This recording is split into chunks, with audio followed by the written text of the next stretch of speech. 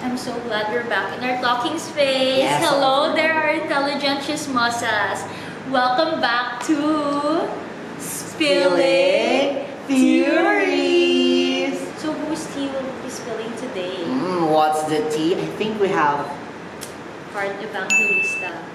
Heart Evangelista is an actress. She's a very prominent actress. She has a lot of movies and mostly bida siya sa mga movies. But last September 2018, this Heart Evangelista started her vlog. My YouTube channel, get to like and subscribe.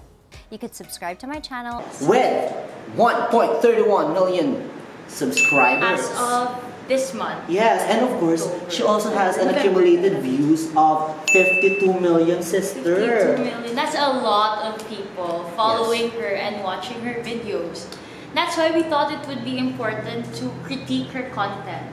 To see like what sort of content does she put out and how does this affect her viewers, you know? Yes, and how they consume, diba? Also, fun fact, Heart is the wife of prominent Senator Jesus. So we scanned and watched her YouTube channel and we watched some of her most watched videos, including her What's in My Closet, What's in My Bag video. And we'll be discussing 4 talking points with you, like 4 discussion points for you to, you know, ponder over. Chica point number 1. So our first chica point is, if you watch her vlogs and look at her videos, you'd know that Heart Evangelista is rich without her having to tell you that she is. So one video that I'd really like to discuss in detail is her Welcome to My World video. Welcome to my world. In her Welcome to My World video, like, she showed clips of her traveling the world, going to fashion shows, shopping. Sometimes she hangs out with her friends or husband, but it's mostly with her, like, experiences in fashion and going out to the country and buying all this wonderful stuff. From that video alone, you'd get an idea of what sort of lifestyle she lives. And I think a lot of that comes with semiotics, like certain items. Today's bag, one of my favorites. It's a Birkin. Some of like my nice Chanel jackets. Signifies something in our mind that comes from a long history, shared experience, if you say. Diba? Almost everything inside her bag just shows mga branded, sis. That's true. Super like, and with that, it's not typical. It's not for typical people. Like they have this in their bag. Diba? For typical My people to have this in their bag. My God. No, it's just my Heart bag has old Evangelista. receipts and basura. Me, I have nuts, and I have secret. And why did we choose to point this out? It's that because Heart is a Filipina actress. And her audience consists of mostly Filipinos. Hello, everyone. Hi. If you look at through her stats, even just through the comments, you can see that most of the people commenting are Filipino. And the Philippines is still facing a poverty crisis. Yes, third world, diba? Third world country. Diba? That's what they call, like, third world country. We still have a poverty crisis. We have a big issue with class stratification. Yes. And for Heart to put out those signs, put out those signs, those signifiers in her videos, we have some issues with that. Yes. You agree? Actually. Chica point number 2. Diba, upon seeing the vlog and the content that Heart is producing in her vlogs, we can say that viewers accept the class stratification because she is likable. Diba, she has a very innocent face and you would believe Very yung charming. yung mga sinasabi niya kahit hindi ko alam Beb kung mapupronounce ko siya like Hermes, basta basta mga ganyan, like hindi ko siya ma-pronounce. And viewers and commentators, as I scan the comment section, diba, people just concede to the fact that they belong. Poor. Yes, They that they are belong poor. to the lower class. And for example, may comment doon na nagsasabi na, girl, I just got diagnosed with stage 3 poverty. # certified poor. Like, diba? There's a lot of comments. Yes, and they are acknowledging that they are lower class. And with that, it shows the dominance or the hegemony. Yes, actually. Because with hegemony, before that, we'll explain what hegemony is to make it clear. Hegemony is when one social class gains dominance over another. So a key thing about hegemony is that it also has the element of consent. So the oppressed class must agree with the hegemony. Diba? Point out sa YouTube channel. Diba? So like, the people commenting, they're pointing out that they're poor, but they're okay with it. They're okay with Heart being that rich. And being that rich, being the dominant class. And why? Why do they agree, AJ?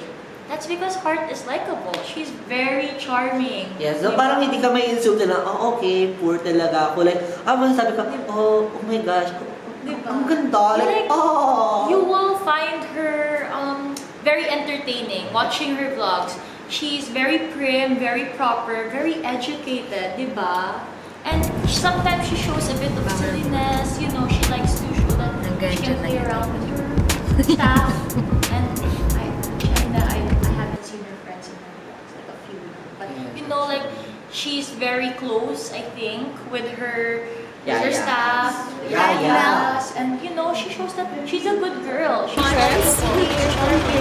Like, you have no reason to hate on her, and that makes it easier for the people to accept the hegemony. Chica point number 3. So I would like to discuss her message further. So you know, we already established that her viewers easily accept the message she puts out because you know they like her. They accept the hegemony. They accept that she's the ruling class. So, what sort of message exactly is she putting out? So, Heart encourages her viewers to aspire for the sort of lifestyle that she has. That's our number 3 chica point. You know, she becomes an aspirational figure, and this is done very subconsciously. Like, she doesn't outright do it. Like, you know, be like me. She doesn't do that. She has this really clever way of doing it. Like when she presents products or lifestyle choices, like she says, instead of saying, I use my Hermes plates to do my dinner plating, what she does is, you just want to go to a meeting and you still want to have that cat eye. Color the hair, not so much your skin. You want to keep it very cute and simple. Use them is that you mix with your everyday dishes. You serve the soft drink and then you wear it over and over. You go to Hong Kong or you go to those like groceries. I hope that inspired you and you as a viewer think, because she's using the second tense instead of the first tense, like she uses you as the viewer, you start to think, I can be like Heart too. And Kaya, because of that, Heart is fond of giving out tips as if the viewers can reciprocate them. True. When she said that every day, I suggest you go for the blue and whites. There's no pressure. You can break them and it'll all still match. Oh my gosh, we have only green and it's plastic, diba? So it's not that it's applicable for us and we can make that, diba? In some of the comments, they said now, Mom, can we buy blue and white plates? And then at least it will be social, classy, prim and proper, even if we eat sardinas or tuyo, diba? Like, it's normalizing. Because in her, for example, in her set the table vlog, like to expound on AJ's example, the blue and white plate, she says, you want it very dressy and you still want your table to look very pretty every day, I suggest you go for the blue and white. If you do this, it will be prettier. So she's like, you know, you can be like me, and if you're like me, your status in life, you'll be happier, your status in life will be better. Like those subtle messages that we don't even, you know, start to think about when we watch her vlogs, but they're there, you know. And people think that they'll become better if they become more like Heart because they would apply the tips. They accepted the hegemony in the first place. So they accepted the hegemony and they accepted that Heart is the dominant class, and because they accept the dominant class, what they do is they want to become the dominant class. Yes.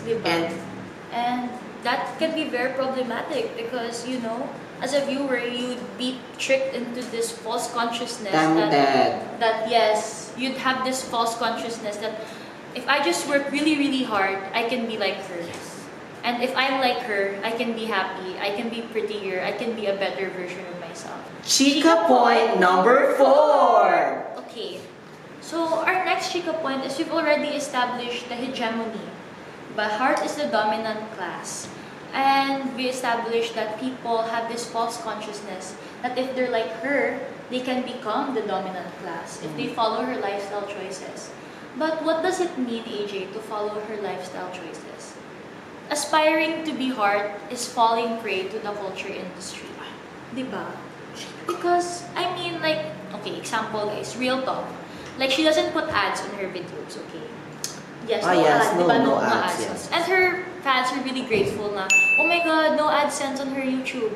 But the thing is, guys, in a span of like a 20-minute get ready with me video, she rattles out about 5, 6, 10 brands. And you as a viewer, you're like, oh my god, in order to be Heart Evangelista, I have to buy these stuff. Yes. Like, di ba? To have these brands, Oo. for example, di ba? See, sa mga sinabi ni Heart sa kanyang video, H&M lang yung alam ko, yung Hermes, as you should see, yung mga Sparish, like I wasn't aware of that they have plates or they have that, diba? That they have homes to choose right? Diba? But because she told you nga like, Hermes has paper mats. These are mess. They're paper actually. Placemats? Oh, paper mats. Placemats, you're like, oh wow, so Hermes has placemats. Maybe we should buy Hermes placemats, di ba? For example, in her set the table vlog, we can see that she's using 4 plates. And because of that, people tend to normalize that it's just okay to use that 4 plates. Imagine, 4 plates, tapos yung top plate lang yung gagamitin mo. So what's the other 3? Kung sa bahay yung 6, Diyos ko sabihin ka na, Mama, ikaw maghugas niyan ha? Ikaw ba naghuhugas ng pinggan? I mean, you don't need 4 plates. Yeah, it's unnecessary. It's unnecessary in like everyday life.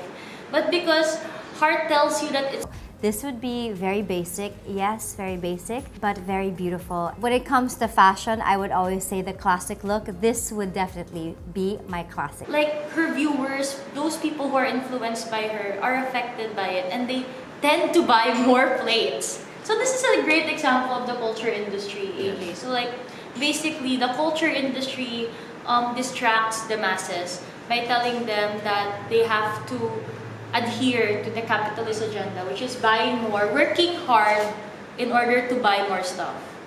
And Heart's vlogs, you know, do that. They encourage you to buy more. I have this place that I get. Well, you could actually follow my cousin. Her name is Happy Ong Pao Chu, and they're called the Happy Concepts. And I usually get my stuff from Arte Fair. With the brands that she says, From Santa Maria Novella. with the lifestyle tips that she says, You better go ahead and buy them in Gordo's. there's nothing wrong with showing, I guess, how you live. But the way Heart does it, it's very as if she's marketing it. Oh yes, marketing. Marketing it. One marketing. Marketing. Anyway, so as you can see, it's a web. It's like parang connected. The viewers accept the hegemony. Yes. They see Heart as a dominant class. They want to become the dominant class. And they even comment for next video, like for Diba? set They like want to maybe, become yes. the dominant class, and so in order to become the dominant class, they do what Heart tells them to do. That is to buy more stuff. Heart Evangelista becomes a tool for hegemony and for the culture industry through her vlogs. Not only Heart Evangelista, I think. Oh yes. Not only Heart Evangelista, but also a lot of other YouTubers. Diba, Jay? Yes, for example, di ba, hindi rin lang kasi si Heart Evangelista has a YouTube channel that tackles lifestyle. Diba? But we only chose her because she's very dominant and she has a lot of Prominent subscribers. in And di ba, there are a lot of viewers that has been influenced by her lifestyle. So, I think there are still a lot of influencers Diba? that still influence talaga. Influencers Influence talaga. consuming. Influence the viewers to follow the culture industry. Oo. And to adapt to certain standards. That ends our Chika Chika session. session. See you next week for another episode of of Spilling Tea-ory. Like and subscribe to our YouTube channel. Oh, we're done God, na. medyo nag